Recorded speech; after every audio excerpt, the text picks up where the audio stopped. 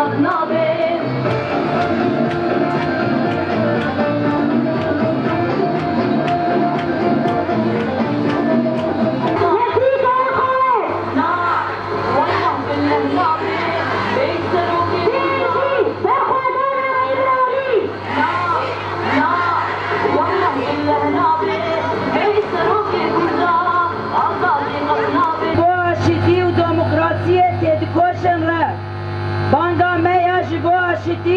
و چارەسەریەکە دەموکراتیک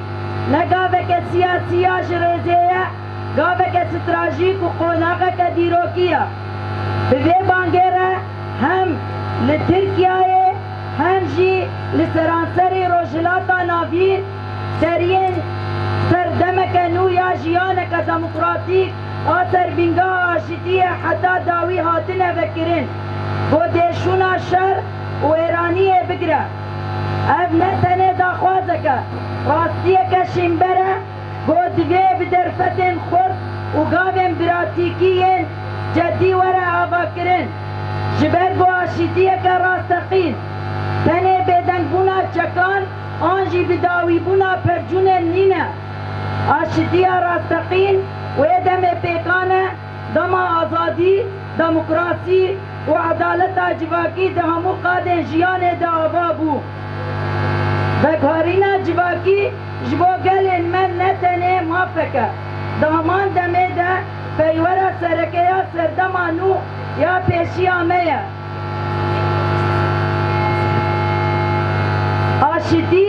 demokrasî û nirxên azadiyê dê bi têkoşîna gelê me re teqezmayîn dibibin û di nava jiyana civakî de cihê xwe bigire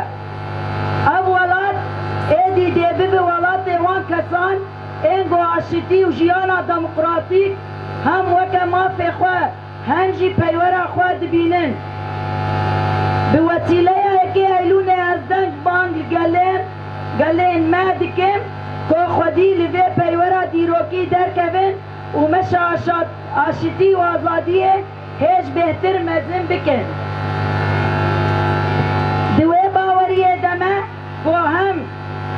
hemû kes di ciddiyeta vê serdemê fêm bike xwe li ber çavan derbas bike û li gorî ruhê aşîtiyê te bigere bi vê baweriyê ez we hemûyan bi hezkirin û rêzên xwe yên bêdawî silav dikim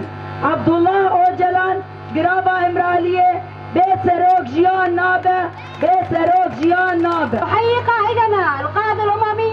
عبد الله أوجلان الفيلسوف والقائد والمفكر عبد الله أوجلان الذي بفضله وفلسفته وفكره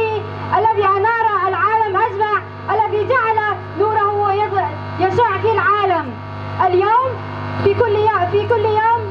كل عام من 1 من أيلول نحتفل بيوم السلام العالمي السلام العالمي الذي هدفه الابتعاد والنزع النزاعات والصراعات والحروب هدفه نشر السلام في العالم أجمع سلامنا لا يتحقق إلا بتحقيق الحرية الجسدية للقائد